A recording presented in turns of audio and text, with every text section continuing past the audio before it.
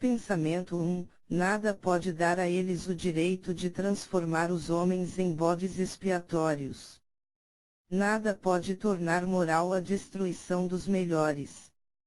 Não se pode ser punido por ser bom, ou pagar por ter sido hábil. Pensamento 2. Essa loucura é coisa temporária. Não pode durar. Como toda loucura, tende a se autodestruir.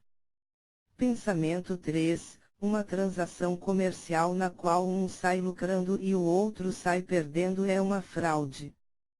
Pensamento 4. Queremos é poder e estamos jogando para valer. Vocês estão jogando de brincadeira, mas nós sabemos como é que se joga o jogo, e é melhor o Senhor aprender. É impossível governar homens honestos. O único poder que qualquer governo tem é o de reprimir os criminosos. Bem, então, se não temos criminosos o bastante, o jeito é criá-los. E fazer leis que proíbem tanta coisa que se torna impossível viver sem violar alguma. Quem vai querer um país cheio de cidadãos que respeitam as leis? O que se vai ganhar com isso? Mas basta criar leis que não podem ser cumpridas nem ser objetivamente interpretadas, leis que é impossível fazer com que sejam cumpridas a rigor, e pronto. Temos um país repleto de pessoas que violam a lei, e então é só faturar em cima dos culpados. O sistema é esse, senhor. Riordan, são essas as regras do jogo. Pensamento 5. O senhor queria vê-la usada por uns porcarias incapazes de fazer qualquer esforço, que não possuem a capacidade de um arquivista, mas que exigem uma renda de um presidente de empresa, que acumulam fraquessos e exigem que o senhor custeie suas despesas, que acham que seus desejos equivalem ao trabalho do senhor, que suas necessidades merecem mais recompensas que o esforço do senhor, que exigem que o senhor os sirva, que exigem que servi-los seja o objetivo da sua vida, que exigem que a sua força seja um escravo mudo, sem direitos, pagamento nem qualquer recompensa, a serviço da impotência deles, que afirmam que o Senhor nasceu para ser escravo por causa da sua genialidade, ao passo que eles nasceram para mandar em virtude da incompetência que lhes é própria, que só cabe ao Senhor dar, mas a eles apenas tomar, que cabe ao Senhor produzir, mas a eles consumir, que o Senhor não merece nenhum tipo de recompensa, nem material nem espiritual, nem em dinheiro nem em reconhecimento. Nem respeito nem gratidão, homens que usariam a sua ferrovia escarnecendo do Senhor. Pensamento 6. Toda a sua vida o Senhor vem sendo denunciado não pelos seus defeitos, mas pelas suas maiores virtudes.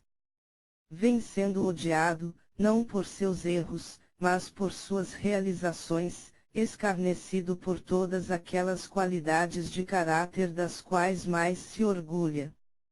Chamado de egoísta por ter coragem de agir com base no seu próprio julgamento e assumir sozinho a responsabilidade pela sua própria vida. Chamado de arrogante por ter uma mente independente. Chamado de cruel por possuir uma integridade inflexível. Chamado de antissocial por ter uma visão que o levou a descortinar novos caminhos.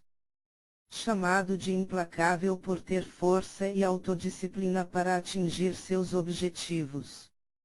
Chamado de ganancioso por ter o poder magnífico de criar riquezas.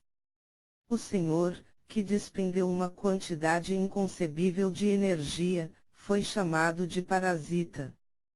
O Senhor, que criou abundância onde antes só havia terras abandonadas e homens esfomeados, foi chamado de ladrão. O Senhor, que os mantém a todos vivos, foi chamado de explorador.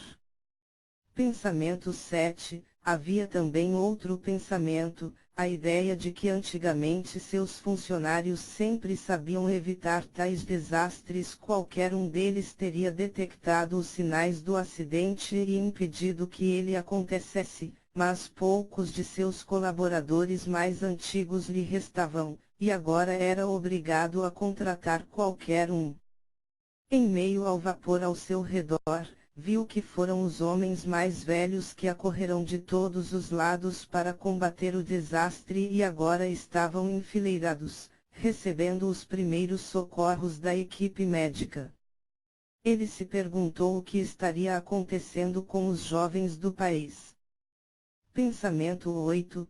Contar com a virtude dele e utilizá-la como instrumento de tortura, praticar chantagem utilizando a generosidade da vítima como o único método de extorsão, aceitar a boa vontade de um homem e transformá-la no instrumento de destruição desse próprio homem. Reardon permanecia imóvel, pensando na fórmula de uma maldade tão monstruosa que ele só conseguia identificar, sem poder acreditar que fosse possível. Pensamento 9. Havia um mês, as pessoas que entravam agora no tribunal vinham sendo informadas pela imprensa de que o homem a ser julgado era um ganancioso inimigo da sociedade, mas elas vieram mesmo era para ver o homem que inventou o metal Reardon. Quando os juízes o mandaram se levantar, ele obedeceu.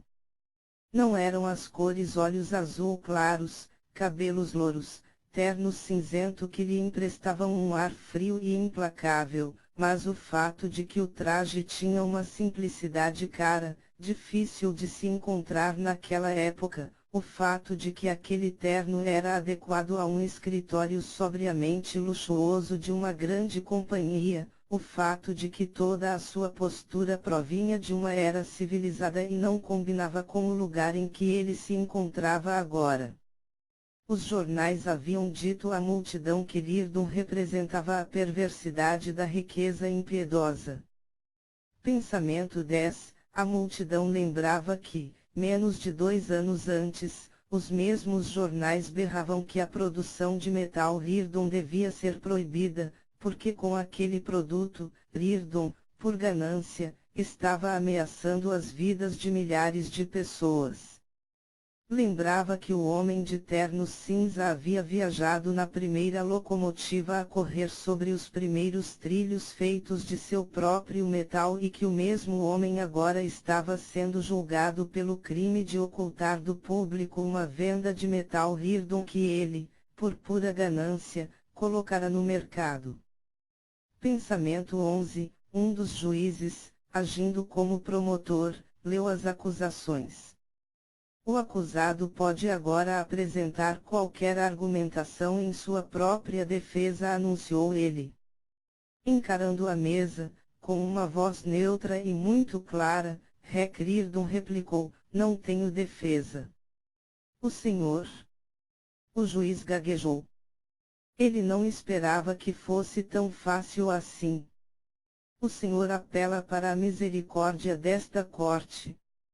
Não reconheço o direito desta corte de me julgar. O quê? Não reconheço o direito desta corte de me julgar. Mas, senhor Reardon, esta é a corte legalmente capacitada para julgar essa categoria específica de crime. Não reconheço meu ato como crime. Mas o senhor admite que violou as leis que controlam a venda do seu metal. Não reconheço seu direito de controlar a venda do meu metal. Será necessário que eu lembre que seu reconhecimento não é necessário. Não? Estou plenamente consciente desse fato e estou agindo de acordo com essa consciência. Reardon se deu conta do silêncio que envolvia o tribunal. Pensamento 12. O senhor está dizendo que se recusa a obedecer à lei? Perguntou o juiz. Não? Estou cumprindo a lei, ao pé da letra. Segundo a sua lei, a minha vida, o meu trabalho e a minha propriedade podem ser expropriados sem o meu consentimento. Pois bem, os senhores agora podem decidir o meu destino sem a minha participação. Não vou representar o papel de me defender, já que não é possível tal coisa, e não vou fazer de conta que estou lidando com um tribunal de justiça. Mas, senhor Reardon, a lei prevê especificamente uma oportunidade para o senhor apresentar a sua visão da questão e se defender.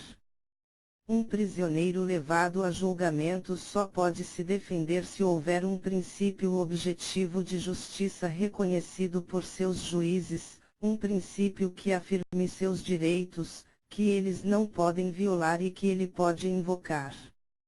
A lei pela qual os senhores estão me julgando afirma que não há princípios, que eu não tenho direitos e que os senhores podem fazer comigo o que bem entenderem.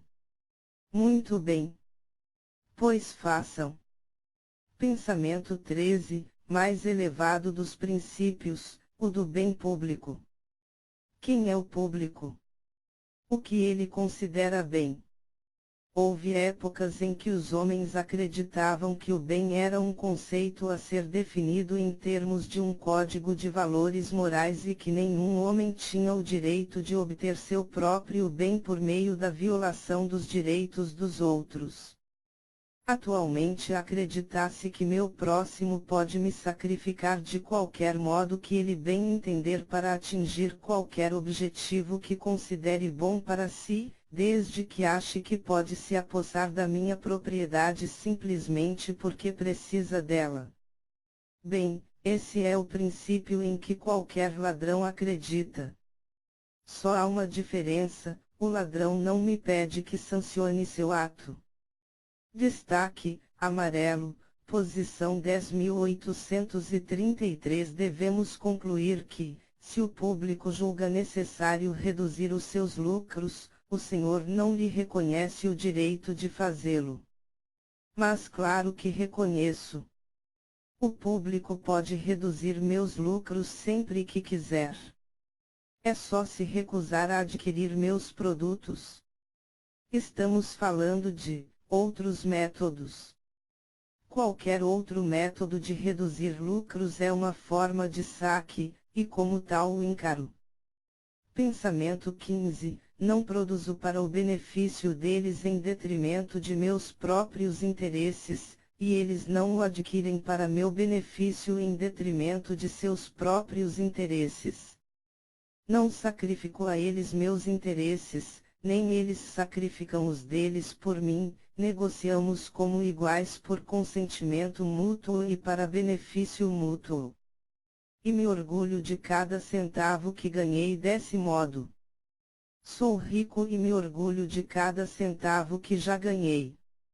Ganhei meu dinheiro com meu próprio esforço, pelo livre intercâmbio de bens e com o consentimento voluntário de todo homem que em qualquer época tenha comerciado comigo, com o consentimento voluntário de meus empregadores no início, com o consentimento voluntário daqueles que trabalham para mim agora, e com o consentimento voluntário dos que adquirem meus produtos. Sem deixar de encarar seus julgadores, Reardon prosseguiu: responderei a todas as perguntas que os senhores têm medo de me fazer abertamente. Quero pagar a meus funcionários mais do que seu trabalho vale para mim. Não? Quero vender meus produtos por um preço mais baixo do que aquele que meus clientes estão dispostos a me pagar. Não? Quero vendê-los a preços abaixo do custo ou entregá-los de graça. Não?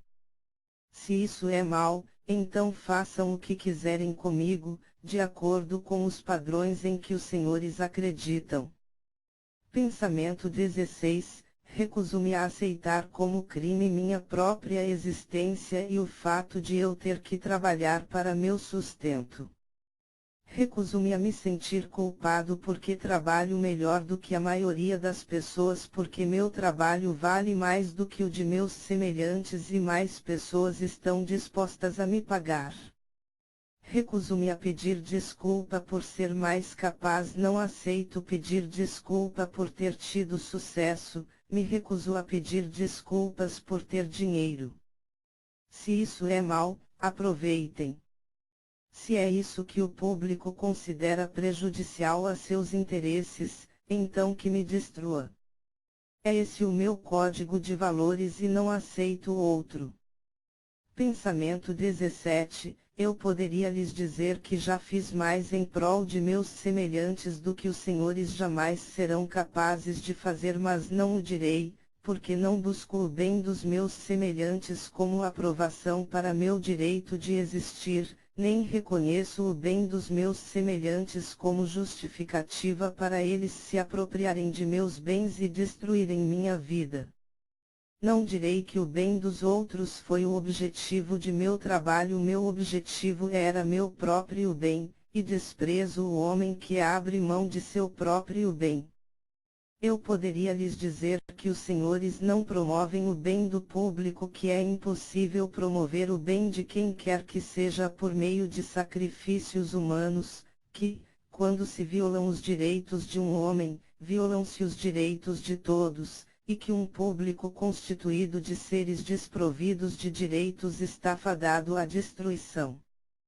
Pensamento 18. Poderia lhes dizer que os senhores não vão conseguir nada mais do que uma devastação universal, como ocorre com qualquer saqueador quando não lhe restam mais vítimas.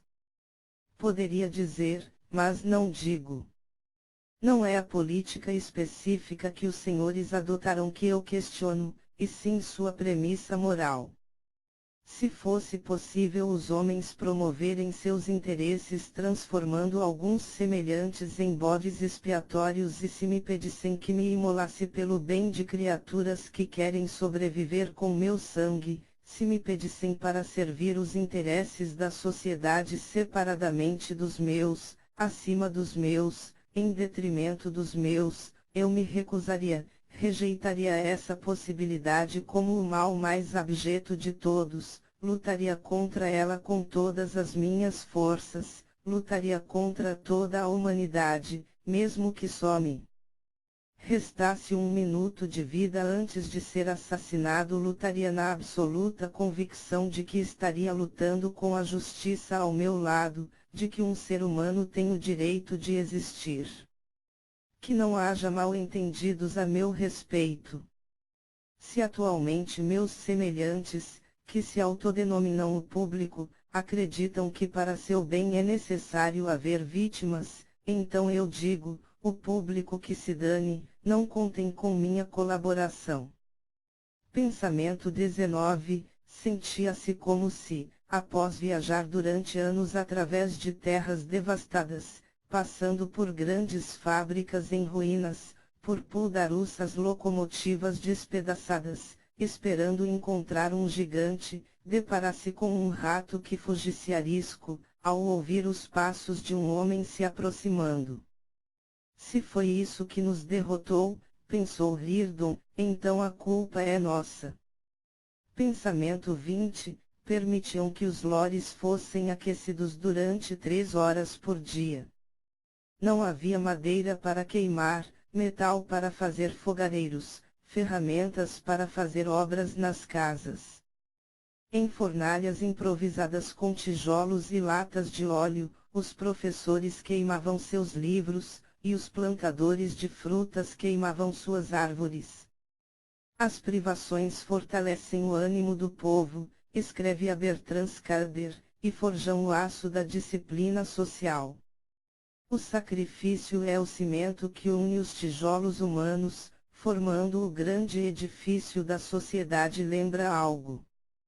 Pensamento 21. É preciso ter uma atitude filosófica, disse o Dr. Simon Pritchett a uma jovem aluna que, de repente, começou a soluçar histericamente no meio de uma aula.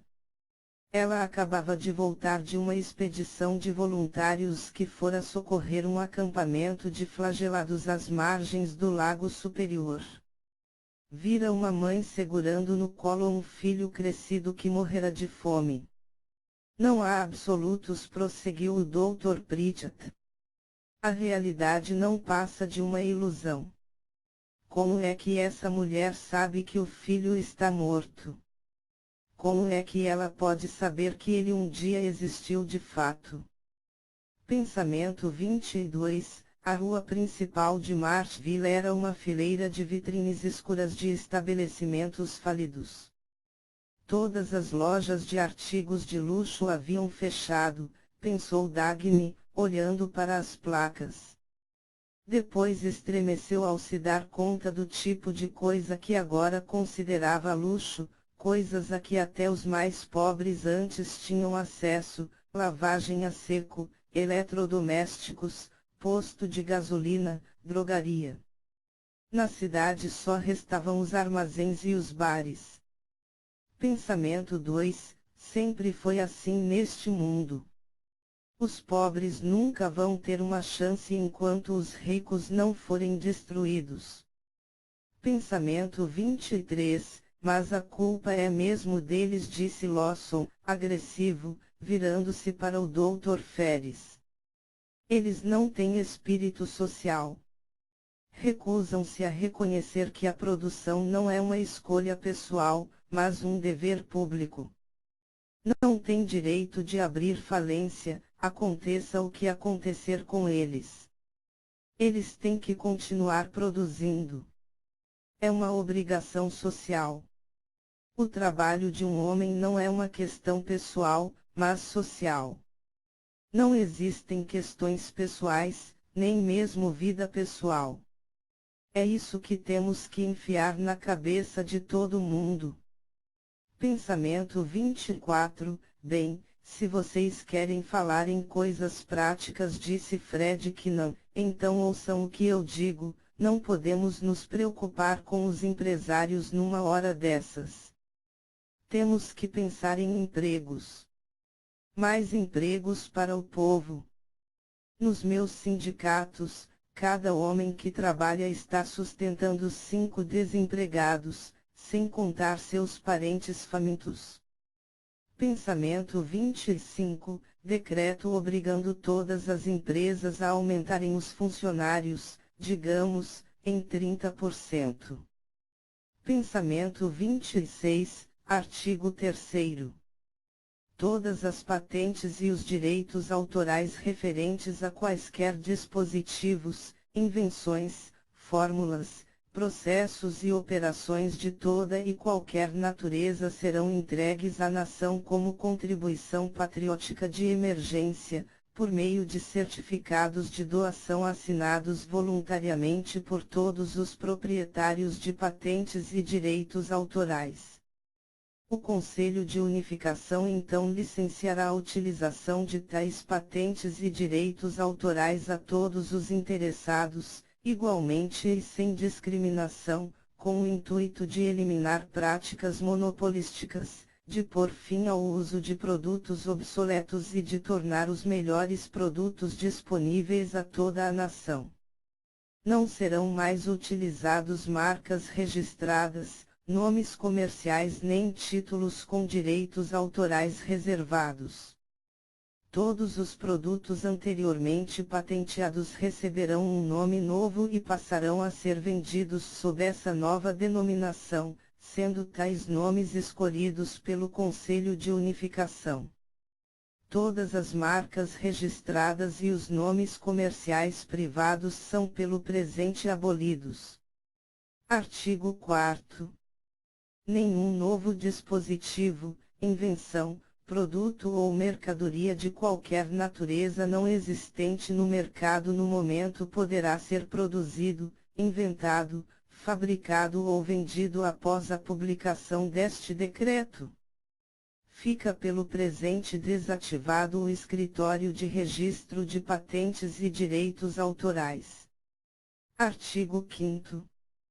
Todo estabelecimento, firma, companhia ou pessoa envolvida na fabricação de bens de qualquer natureza doravante passará a produzir por ano a mesma quantidade de produtos que for fabricada durante o ano base, nem mais, nem menos. O ano base ou padrão é o que termina quando da publicação do presente Toda e qualquer produção acima ou abaixo desse nível legal estará sujeita a multas, a serem determinadas pelo Conselho de Unificação. Artigo 6º.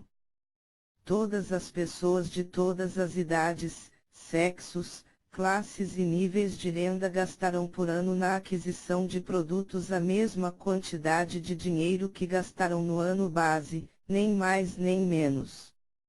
Toda e qualquer aquisição acima ou abaixo desse nível legal estará sujeita a multas, a serem determinadas pelo Conselho de Unificação.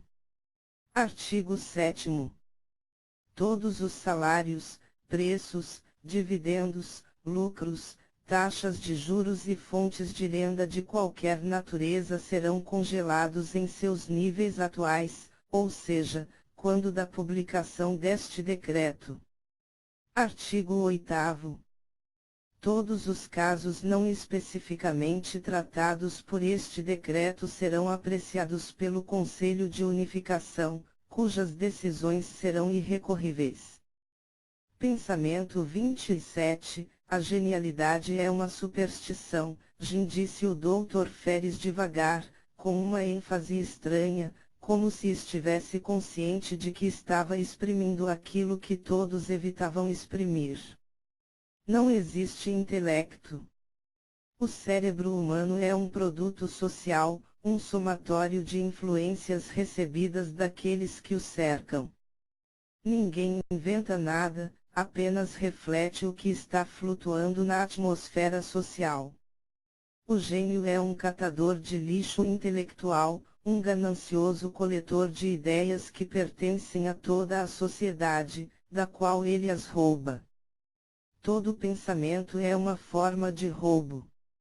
Se abolirmos as fortunas individuais, teremos uma distribuição mais justa da riqueza. Se abolirmos a genialidade, teremos uma distribuição mais justa das ideias.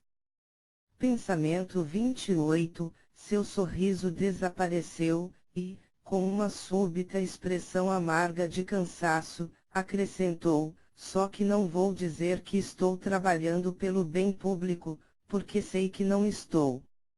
Sei que estou jogando esses infelizes todos na escravidão. Isso mesmo. E eles sabem também. Mas sabem que tenho que jogar umas migalhas para eles de vez em quando, para eu poder me manter por cima, enquanto vocês não dariam para eles coisíssima nenhuma.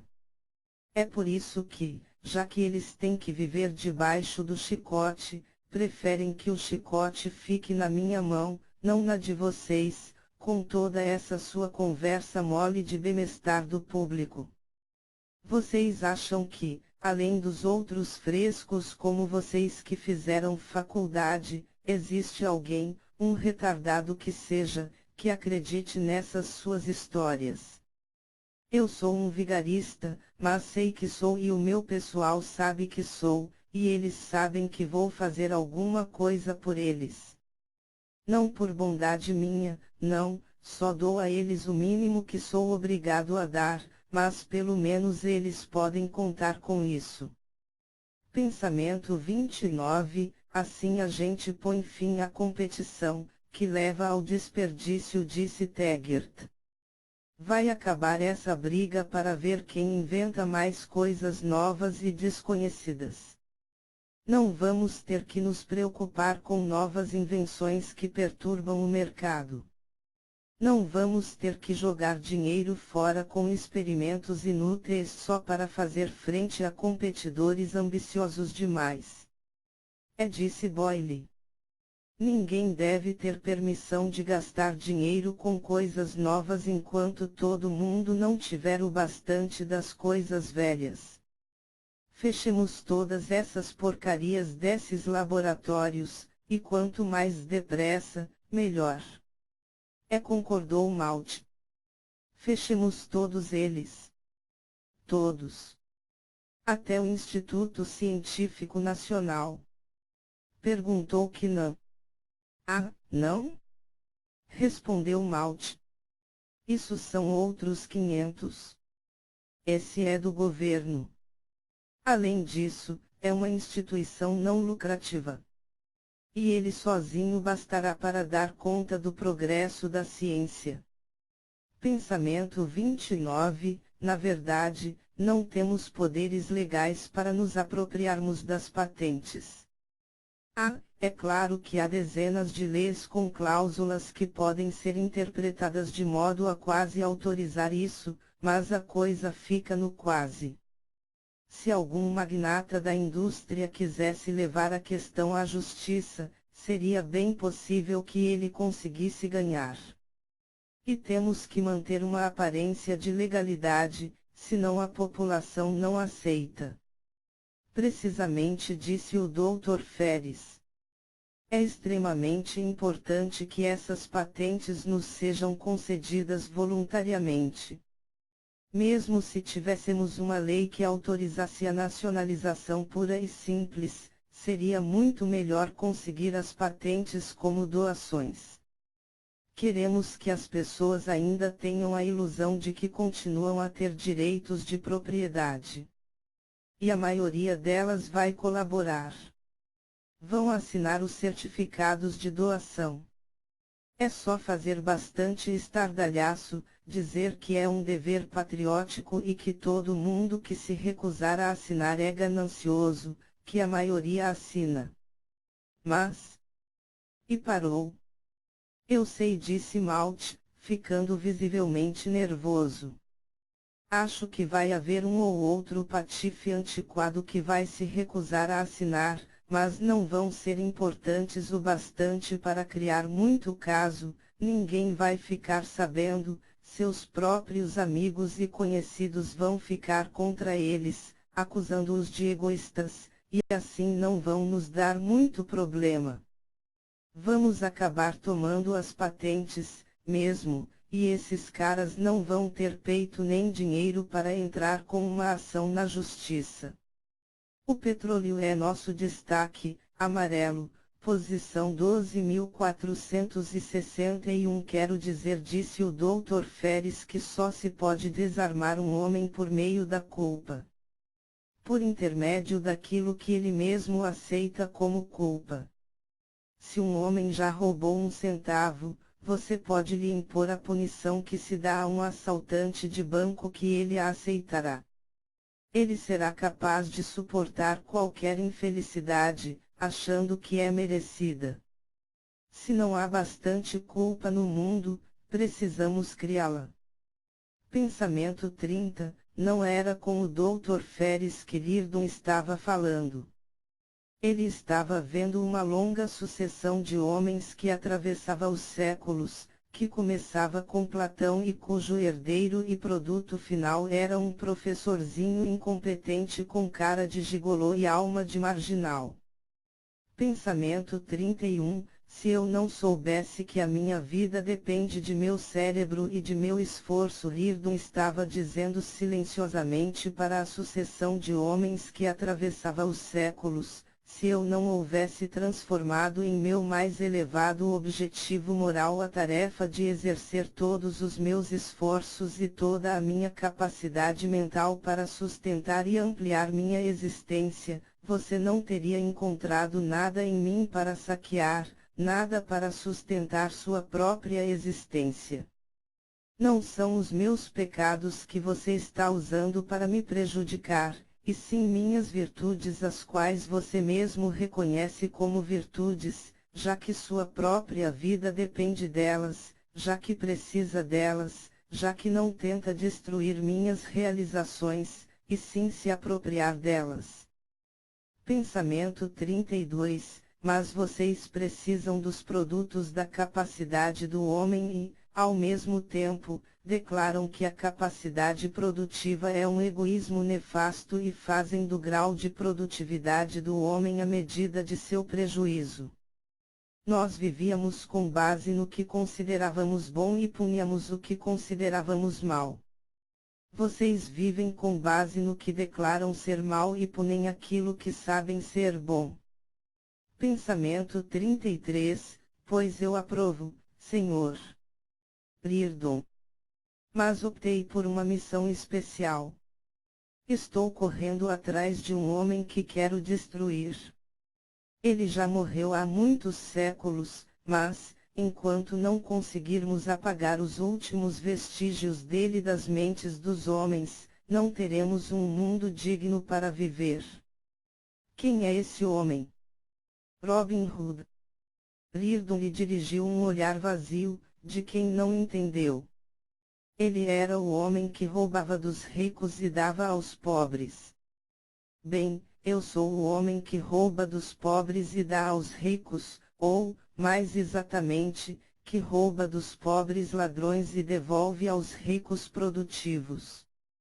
Pensamento 34. Esse é o horror que Robin Hood imortalizou como ideal moral. Disse que ele lutava contra governantes saqueadores e restituía às vítimas o que lhes fora saqueado, mas não é esse o significado da lenda que se criou. Ele é lembrado não como um defensor da propriedade, e sim como um defensor da necessidade, não como um defensor dos roubados, e sim como protetor dos pobres. Ele é tido como o primeiro homem que assumiu ares de virtude por fazer caridade com dinheiro que não era seu, por distribuir bens que não produzira, por fazer com que terceiros pagassem pelo luxo de sua piedade. Ele é o homem que se tornou símbolo da ideia de que a necessidade, não a realização, é a fonte dos direitos, que não temos de produzir, mas apenas de querer, que o que é merecido não cabe a nós, e sim o imerecido. Ele se tornou uma justificativa para todo medíocre que, incapaz de ganhar seu próprio sustento, exige o poder de despojar de suas propriedades os que são superiores a ele, proclamando sua intenção de dedicar a vida a seus inferiores roubando seus superiores. Essa criatura infame, esse duplo parasita que se alimenta das feridas dos pobres e do sangue dos ricos, que os homens passaram a considerar ideal moral. E isso nos levou a um mundo onde quanto mais um homem produz, mais ele se aproxima da perda de todos os seus direitos, até que, se for de fato muito capaz, ele se transforma numa criatura desprovida de direitos, presa de qualquer um ao passo que, para estar acima de todos os direitos, de todos os princípios, da moralidade, para estar num plano em que tudo lhe é permitido, incluindo o saque e o assassinato, basta para um homem estar em necessidade. Pensamento 35. O Senhor não sabe por que o mundo está desabando ao nosso redor. É contra isso que estou lutando, Senhor. Riordan. Enquanto os homens não aprenderem que, de todos os símbolos humanos, Robin Hood é o mais imoral e o mais desprezível, não haverá justiça na Terra nem possibilidade de sobrevivência para a humanidade. Pensamento 36. Não quero trabalhar num mundo que me considera um escravo. Não quero fazer nada pelas pessoas. Se eu conseguisse reconstruir o motor, não deixaria a senhora colocá-lo a serviço deles. Minha consciência não me permitiria produzir algo que lhes poderia ser útil. Sei que, se conseguirmos, eles logo vão querer expropriar o motor. E que, por isso, temos que aceitar a situação de criminosos, nós dois, e viver ameaçados de ser presos a qualquer momento. Pensamento 37. Beleza de espírito era equivalente à sua beleza física. É por isso que estou aqui, senhorita. Taggart disse Keladlow, sorrindo. Pensamento 38. As luzes voltaram ao verde confiável, porém ela estava trêmula, incapaz de se mover. É assim que funciona para o tráfego dos corpos, pensou, mas e para o tráfego da alma? Aí os sinais estão trocados e o caminho é seguro quando as luzes são vermelhas como o mal, mas quando são verdes como a virtude, prometendo que o caminho é seu, você segue e é esmagada pelas rodas. No mundo inteiro, aquelas luzes invertidas chegam a todos os lugares, circundando a Terra. E a Terra está coberta de aleijados e estropiados, que não sabem o que os atingiu, nem por que foram atingidos, que rastejam da melhor maneira que conseguem com seus membros esmagados por suas vidas obscuras, tendo como única resposta a ideia de que a dor é o âmago da existência e os guardas de trânsito da moralidade riem e lhes dizem que o homem, pela própria natureza, é incapaz de andar. Pensamento 39, pensou no trem no 193. 6 semanas atrás, ele fora enviado com um carregamento de aço não a Fulton, Nebraska, onde a companhia de máquinas ferramentas Spencer, a melhor das que ainda funcionavam, estava sem operar havia 2 semanas, esperando o carregamento, mas para Sandy Creek, Illinois, onde a Máquinas Confederadas afundava em dívidas havia mais de 1 ano, produzindo artigos de baixa qualidade de modo espasmódico.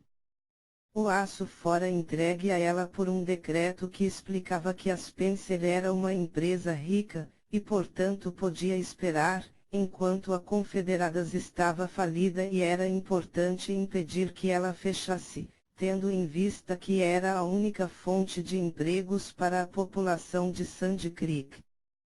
Pensamento 40, sem ter qualquer saída senão o suborno, deveria achar que a farsa que ele havia comprado era um processo legal, que as leis que o escravizavam eram moralmente válidas, que ele era culpado de corromper a integridade dos guardiães da justiça, e que a culpa era dele, não deles. Era como culpar a vítima de um assalto de corromper a integridade do marginal. No entanto, pensou Riordan, durante tantos anos de extorsão política, não eram os burocratas saqueadores que assumiam a culpa, e sim os industriais acorrentados, não os homens que vendiam favores legais, e sim os homens que eram obrigados a comprá-los. Pensamento 41, o objetivo dela, que Riordan nunca entendera, fora algo coerente e óbvio. Ela tentará sempre destruir seu amor próprio, sabendo que o homem que não se dá mais valor está à mercê da vontade de qualquer um. Era a sua pureza moral que ela queria destruir por meio do veneno da culpa, como se, caso ele sucumbisse, a depravação dele justificasse a dela. Pensamento 42, pelo mesmo motivo, para satisfazer a mesma vontade, assim como outros elaboram complexos sistemas filosóficos para destruir gerações ou estabelecem ditaduras para destruir um país, também ela, sem possuir outra arma que não a feminilidade, tomara como objetivo a destruição de um homem. O seu código era o da vida. Riordan se lembrou da voz de seu jovem professor, agora perdido. Pensamento 43, numa época de emergência nacional, é seu dever servir, sofrer e trabalhar pela salvação do país. Não vejo como Warren Boyle levar o dinheiro que eu ganho vá salvar o país. O senhor tem que fazer certos sacrifícios em prol do bem-estar público. Não vejo por que Warren Boyle é mais público que eu. A questão não é o senhor. Destaque, amarelo, posição 22.371. Uma crueza idiota, sem subterfúgios, desvios nem saídas, que eu trabalhe com prejuízo de modo que cada tonelada que eu produza me custe mais do que vou receber por ela, que eu distribua o que resta da minha riqueza até que todos morramos de fome juntos. Esse grau de irracionalidade não é possível para homem nenhum, nem saqueador nenhum. Pensamento 44, as pessoas que vão continuar a consumir mais do que produzem.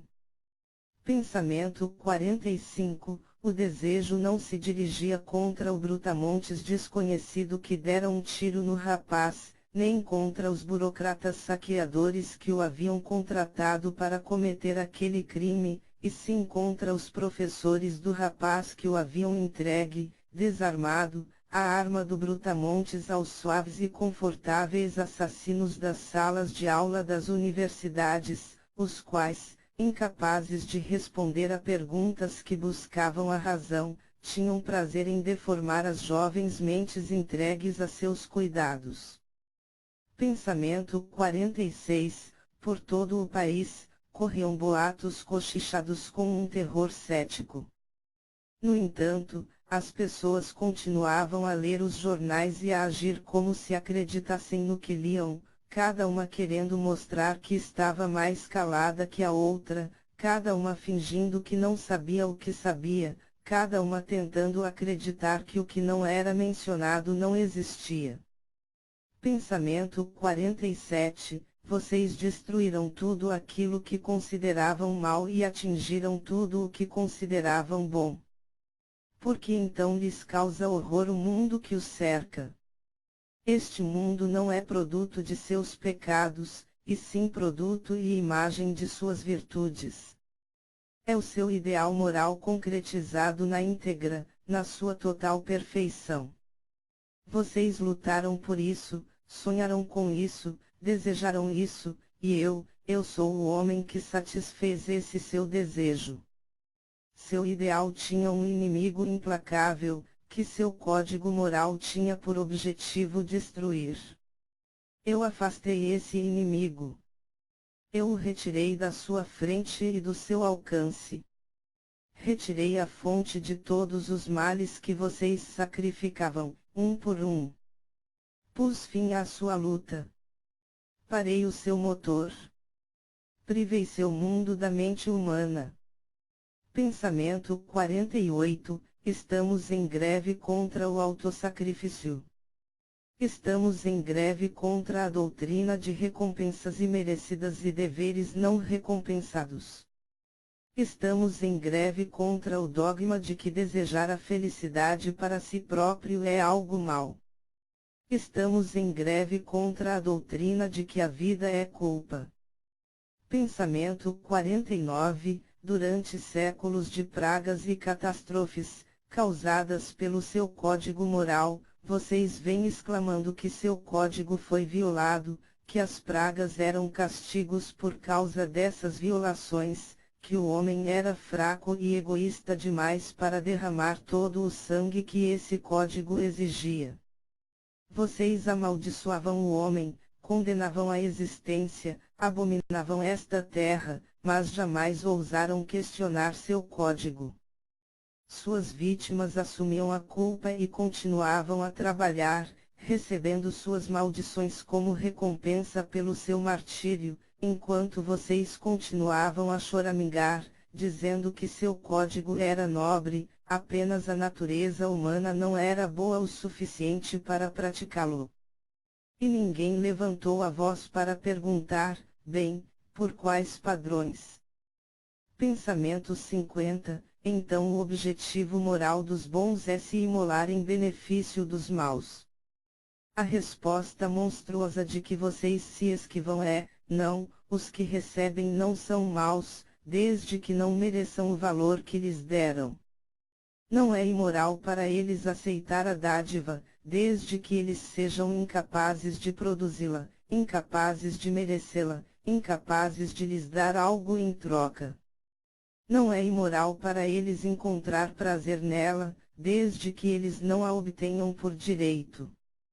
É este o código secreto da sua doutrina, a outra metade do seu padrão duplo. É imoral viver do próprio trabalho, mas é direito viver do trabalho dos outros.